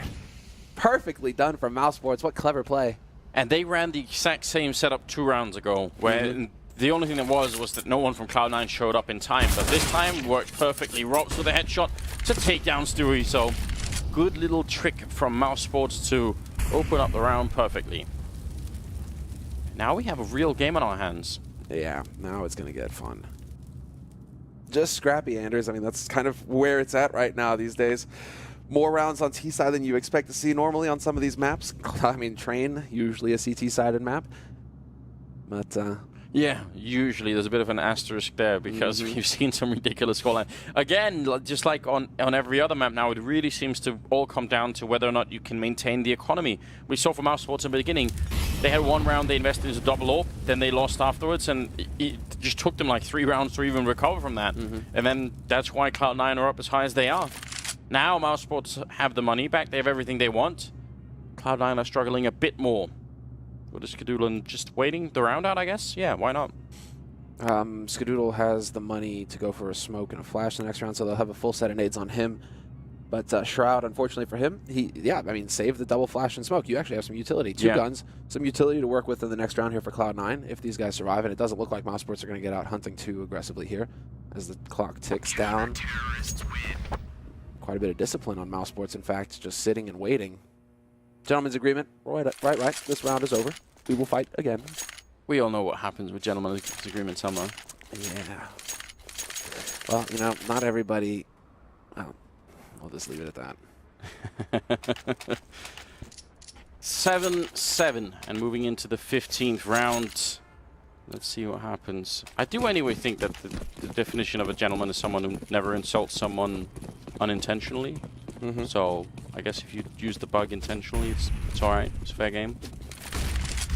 Shroud moving into Pop Dog and trying to see if he can get a bit of spray in. That smoke is pretty much going to cancel any kind of aggression from him for the next 15 seconds. And yeah, nothing flashy coming out from Mousesports in this round. I do still like the forward set. I'm a big fan of the fact that they've pushed up all the way to E-box. Again, Lowell has been playing this position just almost perfectly every round. So yeah, I actually think Lowell should get a lot of credit in this first half. He's one of maybe the main reason why Mousesports are in this position. Absolutely, he's been terrifying at E-box. But the setups have worked out very nicely for him both. Chris is there to cover him now as he watches A main, and Dennis just a little worried about Alley. Minute left in this round though, and so Cloud9 now, they've got that Alley. Nothing right now is working on the Alley control. He's about to get it. Young Stu and Skadoodle working as a pair to set up the smokes. And Shroud and automatic, that bomb. This could actually wind up to be pretty painful here for Cloud9 if Shroud actually takes that bomb down Pop Dog. Yeah, you want to be very careful. I don't think he's going to be doing that alone. At least there should be automatic following him. Triple push is exactly what you want to cancel out this kind of strat from Mousesports, though. This setup is very weak to the triple Ivy push because only Dennis is covering Ivy. Now you can see Mousesports starting to scatter a little bit. This is quite the call from Cloud9 here in the 15th round, but Oscar will take down nothing. And if he could get put into play, it'd be interesting. Stewie sneaking through the smoke. He actually hits the headshot, but it isn't enough. And Oscar getting a second kill on automatic as well. The bomb, yeah, it's going down, but ropz is there to cancel it out. In fact, Dennis with the Molotov and Skadoodle, nothing that he could do here. So, good idea for Cloud9, but Mousesports getting too many entries for them to really do anything at the end of it. Triple kill for Oscar. That's good news as well, at least if you're a Mousesports fan. Half will finish 8-7 in favor of Mousesports, so it's anybody's game right now. This is really fun. This is where I wish that we could still draw in the maps, though. You know what I mean? Because it's just like you're thinking, oh, it's going to wind up on A, but they're intentionally smoking off backline Cloud9 to go for a crunch through CT spawn. Yeah. Problem is, Oscar was there with the AWP, right? And so, you know, they're like, oh, yeah, we're not running into Dennis. This is perfect. Oh, wait. Oscar's actually hitting his shots, and now we're screwed. So, 8-7. And Mousesports, well, Mousesports, they managed to actually show some true grit here and work their way back into that round. It is not a disaster. And with a pistol round win here for Mousesports, they can be well on their way to keeping themselves alive here in the Major. Just to point out, this is an elimination match. Yes. We will have three, at least, elimination matches this morning. This is the day where there are going to be quite a few of them. But the 3 matches that we have coming up, 1-2, all the teams. And so it's going to be a bit painful, bit of a painful morning. Heartbreaking. Chris at the Molotov, I'm sure you will have all noticed. Skadoodle has a smoke on the other side for the defuse, so we'll see how this turns out.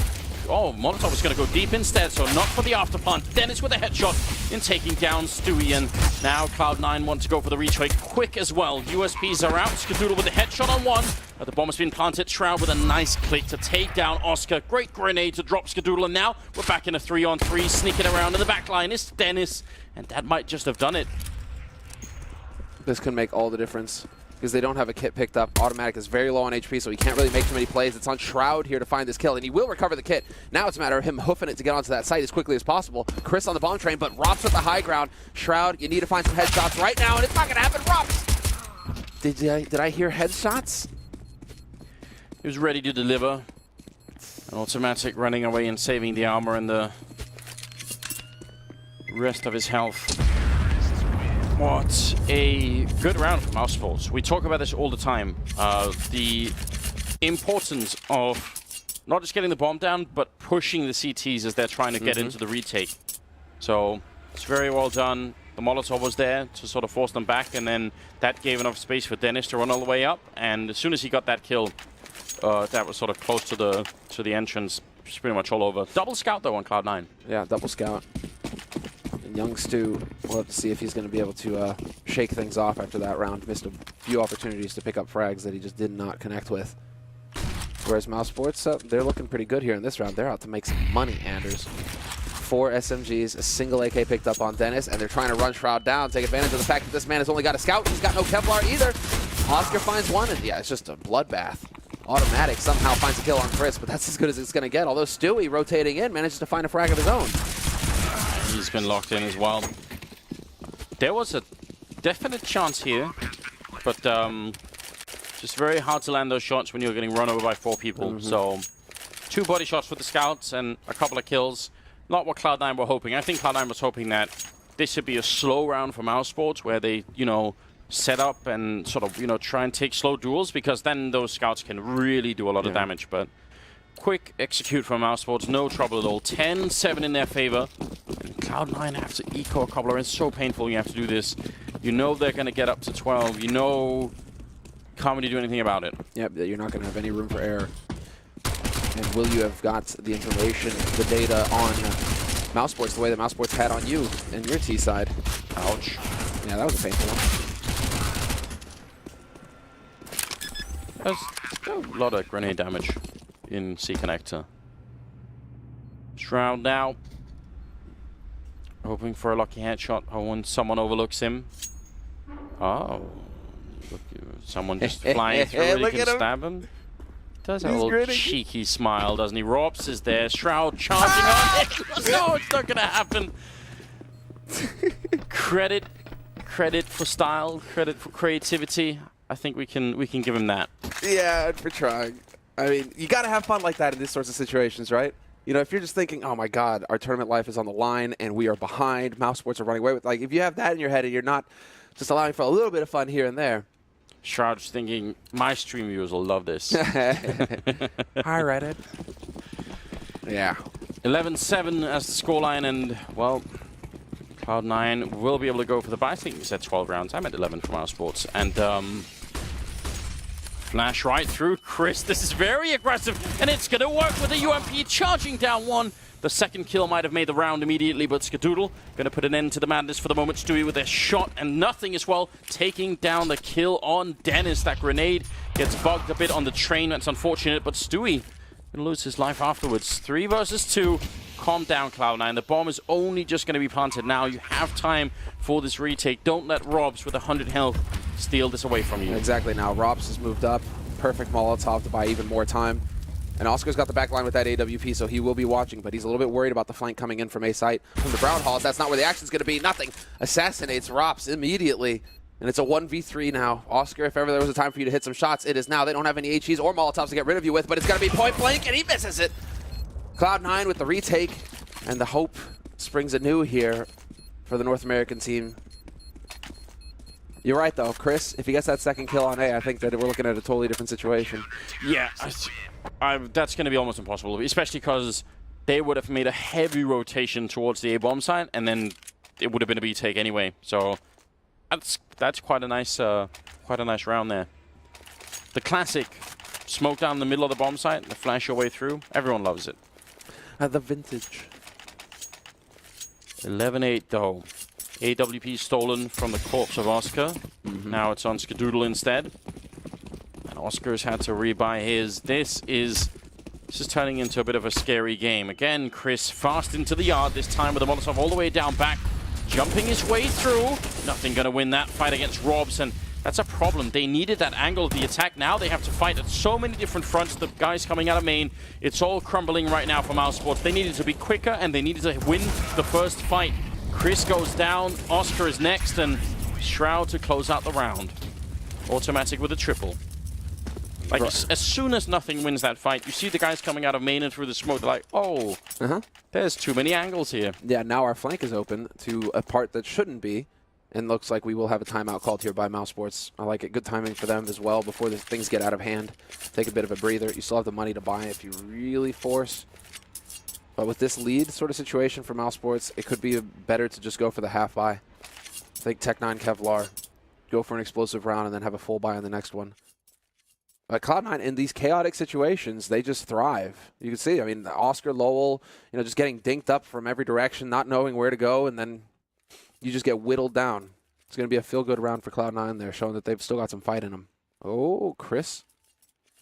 Okay, this will be interesting when we get back into it. It looks like it's Chris just going to be taking the hit. Yeah, I think you could have argued that they should have gone for Tech9 armor in this round, and then, you know, tried to make that work. I think that's exactly what they should have done. But I guess the pressure here is that they might be looking, okay, we have enough for this strat, and we can't let Cloud9 get too far ahead economically, right? We need to keep some pressure up on that CT eco, otherwise they can start getting a lockdown going. We'll see if it's going to pay off or not. Skadoodle wanted to challenge the fire.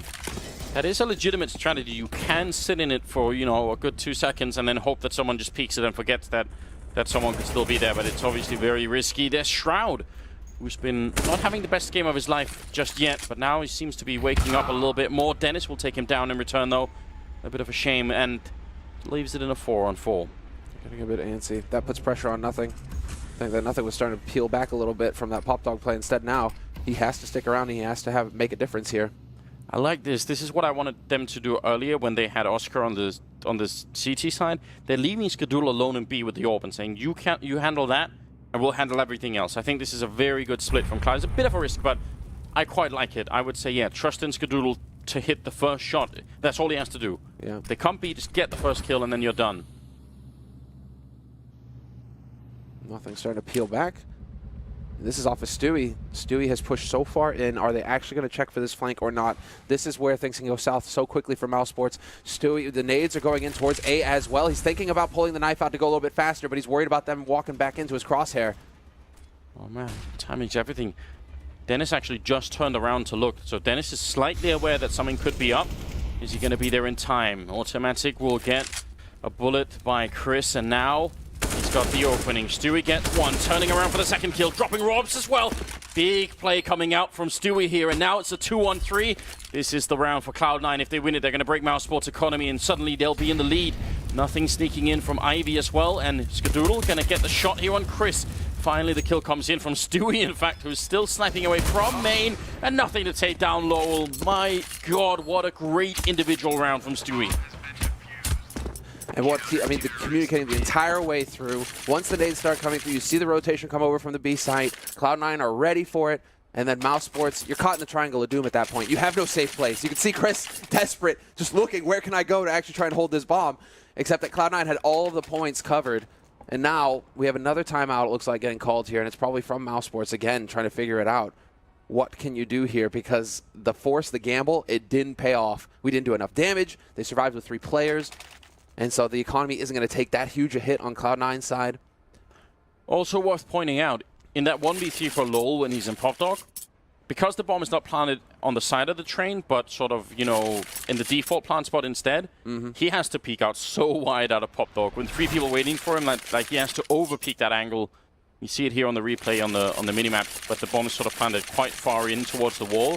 So Lowell have had to really overpeak that angle to have any chance of defuse, of sort of stopping the defuse. Pretty hard on him. There we go, some hype. Some hype from Cloud9. 10-11. All right, here is the play. Here's the play, the half nine. Hey, there we go. It's the half 9 buy. I like it. Half buy with Tech 9s and Kevlar. And the nades as well. So let's see. But Mouse are playing this like a default round, it looks like. Spread, looking and waiting. Oscar, long range on Ivy, trying to set it up for the bait for Dennis. Absolutely no reason for Cloud9 to go aggressive in this round, however. They've got the aggressive hold with nothing in Pop Dog and automatic there to back them up. But to push... There could be like a cascade of disasters here, because they have a flashbang for nothing, and the next in line is automatic, but if they come 2 out of Pop Dog and 1 out of the main for automatic, he's probably going to fold. So there's like a series of events here that could lead to a disaster for Cloud9 if they can get the first flashbang right. ropz is the one holding it, so we'll see. It depends on whether or not nothing gets flashed, I think. That's maybe the whole round just hinges on that moment. There is a very nice flash that can be used from Brown Halls as well. Right on top of him. 45 seconds, though. We're starting to get there here, Anders. I mean, they've got the smokes cocked and ready. Yeah, you could see it in the far left corner if he primes it or not, so you don't even have to be spectating him. You see the grenade light up as soon as it happens. You know that something is going to be coming in. Waiting for it, 35 seconds. Oh, he's going to use this one instead, so trying for the other angle, and that means nothing won't be flashed, and he's going to open up with the first kill as he realized that ropz is going to be there as well. There's the kill at least, an automatic. He gets 2 in return, a third one just before he goes down. Well, okay then. ropz down to half health from the grenade, and Skadoodle will get the kill. Man, I swear, if they had used the default flash for Pop Dog instead, and nothing goes down, can you imagine automatic trying to hold, what, 3 from main and 2 from Pop Dog with one M4? That won't work. No, but who was it first down? Was it Dennis first down the ladder who got caught? Like that's just the ladders. Sometimes they're just out to get you. It's like they're demons that won't let you let go. Yeah. Please, I'm getting shot. I just need to like get off the ladder. It's no fun at all. No fun, exactly. No bomb plant, but still a pretty good buy here from Mousesports. All the necessities. Oscar with that AWP as well, and so we'll see. Wow. Flashbang in, but somehow ropz still goes down. It looked like that was pretty much perfectly set up. Cloud9 and Mousesports both are playing very well right now. Cloud9 with the appropriate calls, the appropriate read on the situation, going aggressive. Haven't really gone for Brown Hall's aggression either so far in this half, so there we go. Shifting things up, and Mousesports, fortunately for them, it does not work out, and the pressure continues to mount. This is so scary right now. Oh, can Lowell get the timing on Stewie, though?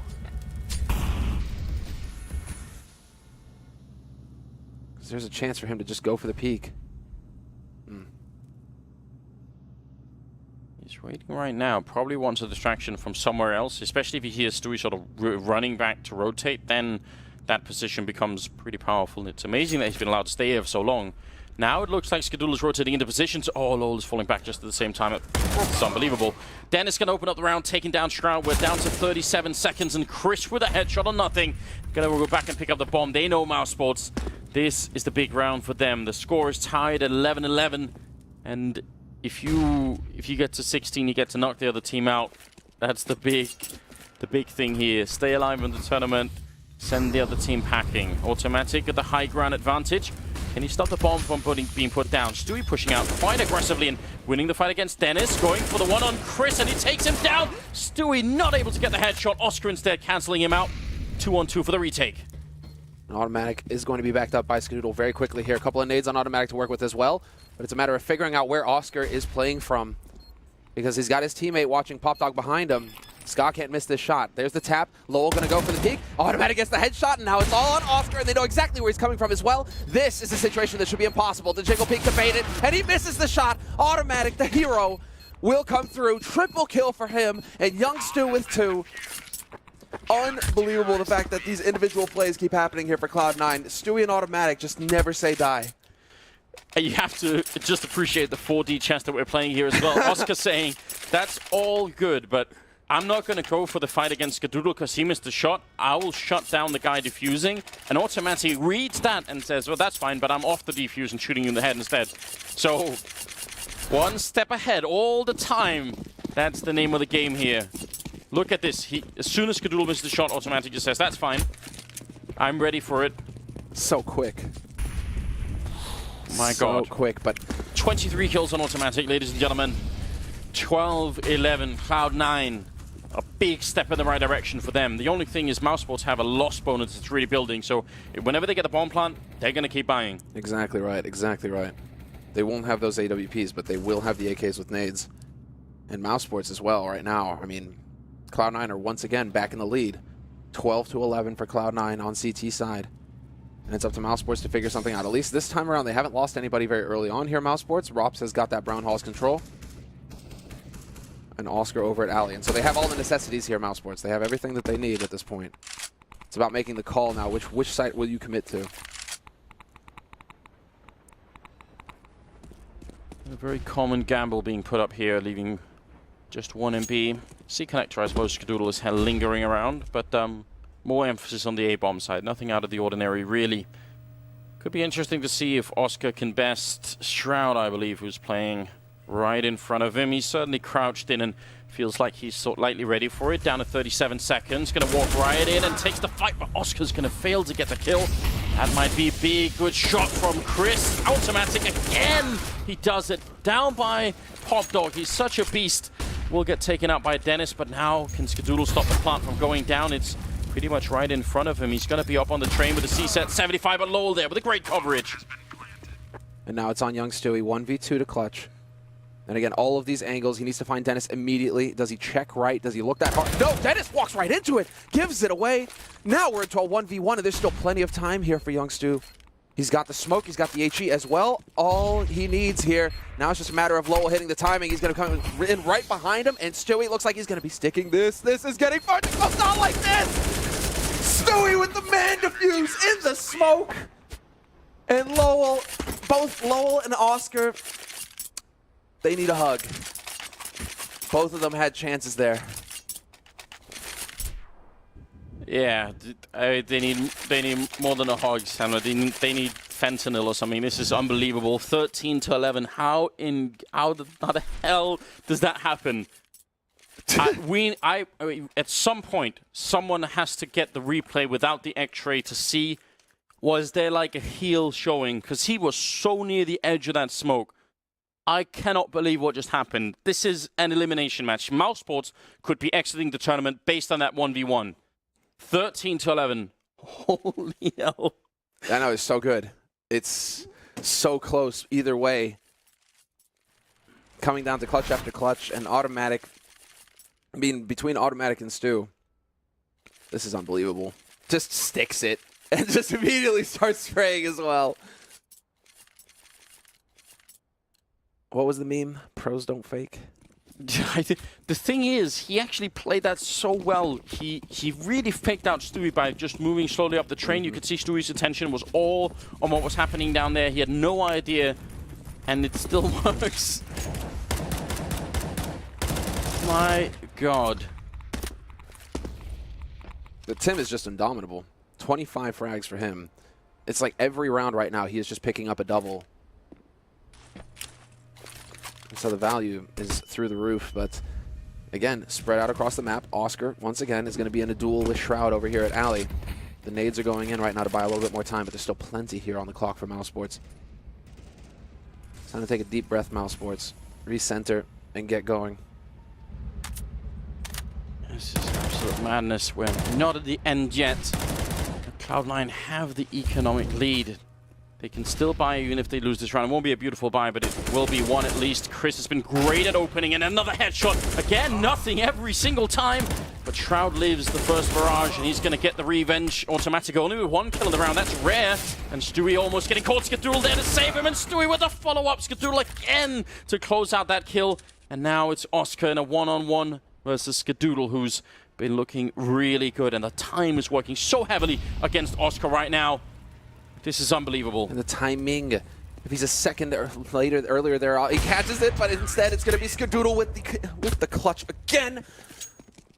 They can't seem to get just a little bit of luck to go their way here, Mousesports. What I'm saying is he's 1 second too late on the peak there, Oscar, at the back line. He catches Skadoodle looking towards Alley instead, and there you go. There's the round. Instead, it's Skadoodle who walks right into him with the op. And so they just can't seem to catch a break here, Mousesports. Cloud9, 2 rounds away from going 2-2 in this tournament and sending Mousesports packing. Nothing getting fired up, getting momentarily pulled out of his Zen-like state. Chris again charging the yard and again taking down Nothing. It's a personal battle between these two now. Automatic with a refrag, taking down Chris, and now they know there's no one else here. They've realized something is wrong, and they've realized it soon enough to be able to stop Mousesports from getting into the bomb site. Scot-free, great spray coming through. Stewie knocking out the bomb, taking out ropz, and Oscar and spraying again. All the bullets for the moment, and he's going to be going down as well. Dennis getting a kill, and Lowell with the shot on automatic. So now it's a 2-on-2. The action is back. This never will stop. Lowell finally going down to Shroud, and Dennis. Can any clutches go in the favor of Mousesports in this second half? That's the big question. We're going to find out the answer right now. With the 1v2, and Dennis on the train, spots out the one, and he's down to 4 HP, but he wins the duel, only to die to Skadoodle afterwards. Skadoodle not going to miss that shot, and taking his time with it as well, going for the pistol, knowing that he was lit.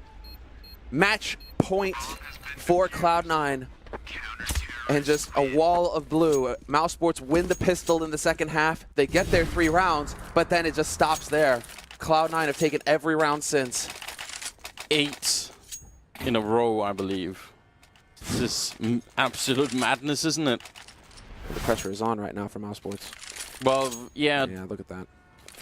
Especially because, oh man, Dennis not excited. They're 1 round away from being knocked out of the major in the group stage. In the group stage, no legend status. You have to go through the minors and the qualifiers all over again next time. And nobody wants to do that.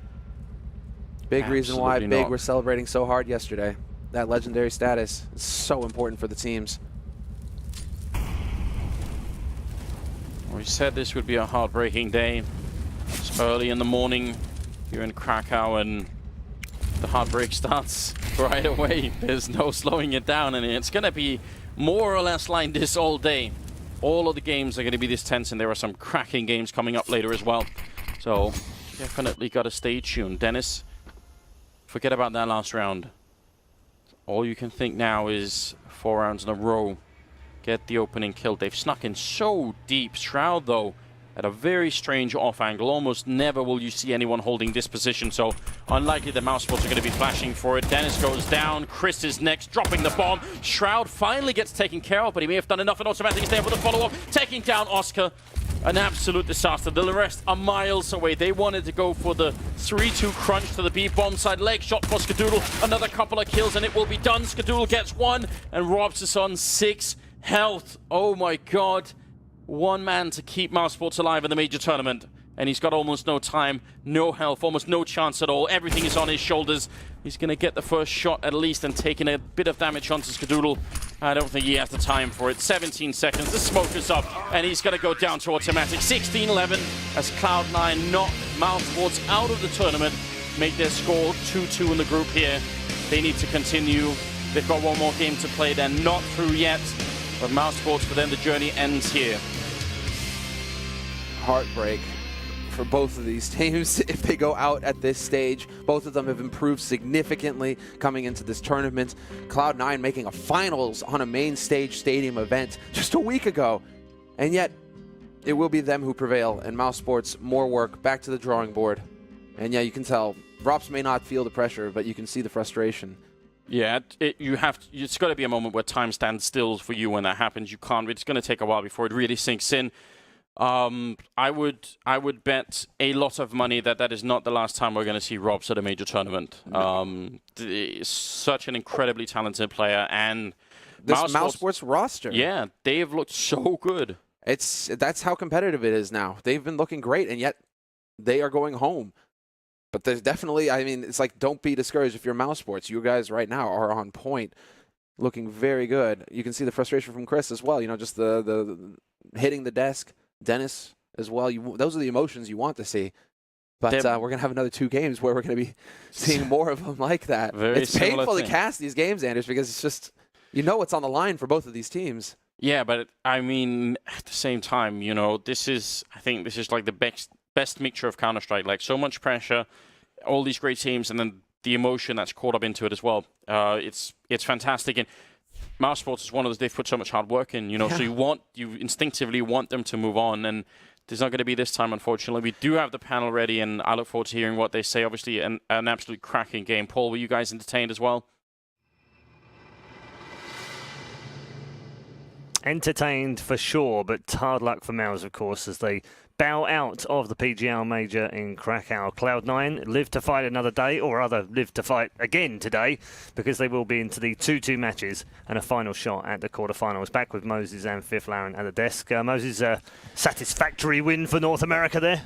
Yeah, not enough though. Still got to qualify, right? Still got one more game ahead of you. But definitely, this was a very cool matchup, especially because they faced some adversity in that first half. Like up 6-2, everything was looking great, and Mousesports does a phenomenal job. There's that bounce back round where either they have a double op and 3 UMPs. The double ops do great. I think they get like 3 kills, and it's free upgrades for 2 of the UMPs to AK-47. So immediately, right off that round, the CT side establishes their economy, which takes away strength of Cloud9. I mentioned how good they are at kind of overcoming and really piling it on when the opponents don't have a lot of money to spend. So that was great, and it was pretty much all Mousesports from there. Second half is just all Tim, right? I mean, that outside bomb site, nothing did great in ladder room. He had a couple big rounds, but Tim in every different situation he was in outside, I mean, he was incredible, working around smokes, around the trains. He was huge in clutches. He had that very awkward clutch in the first half, that 1 versus 3 that turns into a 1-on-1, but like he won everything from there. You just make up for that kind of a curious situation. So that outside defense, it's kind of curious that Mousesports didn't seem to test the inner bomb site too much, because outside was closed to them. For the majority, even Shroud over and Ivy had great impact, and even if he didn't, the setup was so friendly to, you know, you could take control of Ivy as Mousesports, but you couldn't get anything from there because they were playing so aggressively elsewhere. That was also my main worry for Cloud9's T side. Discussing the inner bomb site, we see Cloud9 go inner one time, and they got the bomb down. They lost the after plant, which was a 2-on-3 situation. I feel like, why not go back, right? So you start off really well on the T side, 6-2, and then it falls back, and then the last round, they do try and like do a small inner split. Didn't really work out, but I would have loved to just see more inner aggression. This is the round. Obviously, you fancy Lowell in that position. He did everything right, didn't he, in that round, except for the end. He had Stewie beat like 90% of that. Like probably if you replay that round. And this is the thing. It comes down as well. You could tell Mousesports, I think a lot of it was the pressure of it being eliminated from the major was getting to them, because I think Lowell, if he plays that clutch out 10 more times, he's probably way more aggressive around the train. He probably doesn't give Stewie the time to put that smoke down and just diffuse inside of it.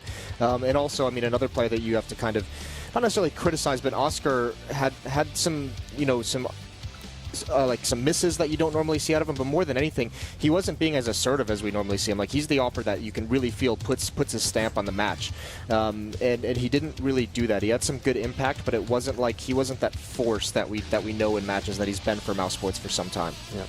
You can definitely see the experience here coming from Cloud9. This is obviously not their first major, and then for Mousesports, as Jace was touching on, both Oscar and also ropz. I mean, it's the first major for both of them. You are, and it's elimination game as well, so it's definitely nerves going into it.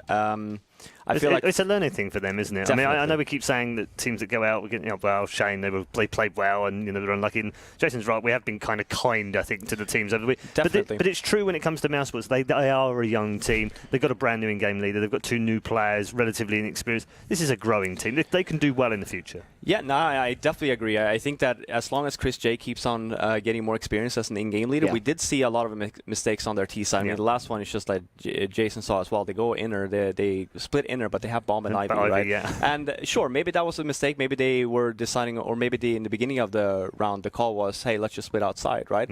But even if, just make sure that the bomb is around Pop Dog, a ladder room there, and so then you have more options. Because instead, when the bomb goes down Ivy, you have 2 guys in. It doesn't really matter if you have the bomb side, right? You're going to lose the round anyway. So a lot of very small mistakes, which I think is very easy to fix. Yeah.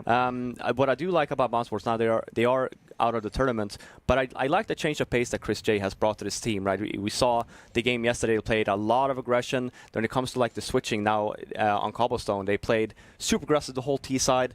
That's also a thing that, it's a working point, right? Where it's like when it stops working, you need to switch that pace up. You need to start using the strats that you have. It didn't really happen. They just kept on going the aggressive pace. Whereas for this game as well, for Mousesports 9, we only saw, they won the pistol and they won the eco rounds. After that, there was nothing else. So it's definitely a lot of work to be done. But I think overall, their seat size are looking pretty decent. If Oscar would have been a little bit better this game, I think that we would have seen even a better half from them coming into it. And yeah, we're back to the seat side, which Jace was saying, like automatic, which is just a pure beast on Powdering the bottoms side. outside. He was a daddy. All right, okay, let's bring in Jordan, who is in the player area right now. Jordan, good morning, and congrats on the win. It was a tough match, wasn't it? Yeah, thank you. Appreciate it. Yeah, and I mean, Mousesports, you kind of knew what they were going to throw at you, I guess, today. It was very close all the way through, and then there was that deciding kind of pivotal smoke diffuse that kind of changed the course of the end of the match. Yeah. It always feels kind of like undeserved when you win that many clutches. So it's like a gross feeling, but I feel like disrespectful not being happy with the win. So I'm definitely happy. No, absolutely, and you should be, because that's the way it goes, and I'm sure you've had plenty of those go against you in the past as well. Yeah. So yeah. What was the signal you were giving at the end? You were smacking your forehead with both hands. What was that all about? Like 3 rounds in a row, I dinked someone and just didn't get a kill, and I'm just like, I don't know. I felt so on point too when I woke up. Like I got a workout in. I was like warming up. I felt good on my DM, and like when I was shooting early, and just not getting the kills I wanted. Just a bit of frustration. So, yeah, try not to vent it to the team, so I just hit myself in the head. That's fair. Whatever works for you, Joe. Whatever works. Obviously, this was a survival game, so it's not. I guess the feeling afterwards is a bit tainted, isn't it? Because you kind of won, but you've still got work to do. Yeah, I mean, just still in it. That's just the key message we're saying, still in it. In terms of some of those small things that went wrong, some of it's day-to-day. Some stuff just happens and doesn't mean Tim could have won his clutch. We could have lost another clutch. We could have, like you said, we could have focused more on inner. But at the same time, some of those outside rounds where we take the site and then a bomb training guy gets 2, it's like, are we not covering each other properly? Are we overlooking small things? So really, it's just keep our heads in the game. And some of the little details will fall into place. And then outside that, obviously, just focus on maybe developing little things with our maps, learning from Big Clan, trying to add some things to our game. Indeed. No, in a real way, actually. In a real way, okay, yeah, good. In a real way, Good. In a real way, they're actually a lot of these tactics. Even you saw flip side. It's crazy how some teams are bringing the exec straight back into the round, and so some fun stuff to look at. Good stuff. We've got one of your old mates on the panel. I'm sure he's got a couple of questions for you, Moses. Yeah, I mean, you just seem to be all business today, Jordan. It seems like it's just get the job done. What's like the conversation that you guys have in the team like last night, coming into the day where this is elimination, where you have so much riding on the line? Like what's kind of the mentality that you guys try and instill the day before? We feel bad for Mousesports. That's the mentality that we instill. Sorry guys, we're gonna knock you out of the tournament. All right. And that's fair. That's we just try to a little bit of law of attraction combined with some prep. And, just kind of not being ignorant, knowing that it's probably going to be Inferno or Train. Yeah. The basic facts, and then knowing where their operas play, knowing those things. So. What's that feeling like when you're up 6-2 on the T side and you kind of lose, the last, I think 6 of 7 rounds of the match or somewhere along those lines? Like, because you always feel like you kind of lose that half at that point, don't you? Yeah, at that point, I think it's just controlling that voice inside your head, knowing why you lost rounds, and not letting that narrative kind of dictate the future of the game. So that comes with just experience, I guess. How do you think this tournament has gone, or actually overall, because you've been in Europe for a while, right? And ESL 1 obviously went much better than expected. How do you guys feel as a team? Because the game yesterday versus G2, for example, you could have easily won there as well, right? You could have been in 2-1 right now, even 2. You would have been through to playoffs essentially today. Yeah. So what do you think as a team? Like this, I saw somewhere that one of your teammates said that the European practice that you guys have just really helped you guys out. Yeah, it's kind of loaded what you just said there, but yeah, essentially, on that note, yes, I think just playing at a higher intensity obviously brings it up. Practice how you play. SK does it well in NA, but even they hit boot camps a lot more than we do. They head over to the SK offices in Germany and stuff, and they just try to bring their intensity up. And obviously the team house helps with the NA practice a bit. We're not in winter now. Excuses. Either way, our intensity is up while we're here. And it helps our team. Whatever the reason, our intensity's up on these trips, and I think it just gives us more of a chance to focus on the details. And then the more hard work you get, the little bit of luck kind of goes your way. And I think it's not always a matter of skill, right? At this level, it's just kind of that teamwork, that game plan. So I think that is the main difference for being here. Yeah, a little bit of luck thrown in there as well. Wouldn't go amiss now and again, I guess, as well. Congrats on the win, and obviously go and get some rest. We'll see you this afternoon or the early evening for your final match. Thanks, Good luck guys. later on, Jordan. So nothing there from Cloud9. They do survive. It's Mousesports that drop out. It's a decent performance, though, from Cloud9, and we'll see that in the scoreboard. It's reflected in the fact that, as Jason said at the very beginning of this segment, 29 kills for Automatic. Is that an absolute monster of a game? Yeah. It was mostly the CT side as well, I feel like. Yeah, he very well could have been, right? He was just a linchpin of that defense. He was everywhere, especially playing like around the E-box and behind that middle train, like such a critical portion because you have so many different angles. So you always have to be mobile. You always have to be ready for the new angle to pop up to have an enemy. So great job there, and obviously you can't do it alone. That's phenomenal communication from his teammates as well, knowing, passing on the information of where the next opponent is coming. But, Jordan was frustrated with himself for missing some shots. I thought he did great in ladder room. Yeah, it's not the flashiest kills. Yes, it's not the most difficult kills, and yes, he probably missed some he normally gets. But I mean, that's such an important part of the map, and you could see at times his experience of just staying alive in the ladder room, creating a second angle for Mousesports to have to consider on some of those hits. And let's be real as well. At the end of the day, it's all about winning the game, right? And that's exactly what happened. I mean, I think if he would have had a bad game and ended up losing the game, yeah, sure, you can go back and see what you could have done better, right? Yeah. But now this is a win. You should be more than happy with it. But he's a perfectionist as well, isn't he? Definitely. And we know that about him. So he's going to be frustrated every time he has what he thinks is a bad game, even if it looks like he's had a decent game. No, of course. I mean, I actually didn't think that he played poorly at all. There were some situations, like he was saying as well, like the dink could have gone either way. One extra bullet there, he would have got an extra kill. But like I said, at the end of the day, if you do have Automatic going off, he is definitely the MVP for the series. I don't think necessarily there's too much to go into with that. It's one of those games where you actually look at the scoreboard, and I'm actually shocked to see nothing with only 14 kills. It felt like he had a way bigger game than that. Yeah, for 14 good kills though, and this man had 29 good kills. Automatic is the MVP for this particular game. Plenty of trades in there amongst them as well. So. Yeah, I mean, that's just a product of the defense as well. Maybe like Jordan falls and he's able to get some of those trade kills. So, I mean, it's just a great job on the defense from Automatic. And that's where they came back. Mousesports didn't win a single gun round in that second half. So, phenomenal defense outside. All right, we're going to take a break. And when we head back from that break, we will have more action from day number 4. It is knockout day, of course. Teams fighting to stay alive. No different in the next matchup as Penta go in search of their first ever win over Flipside. 3 out of 3 for the boys in green so far. Can they make it 4 and stay alive? We'll find out soon. Coming up next, Penta Sports versus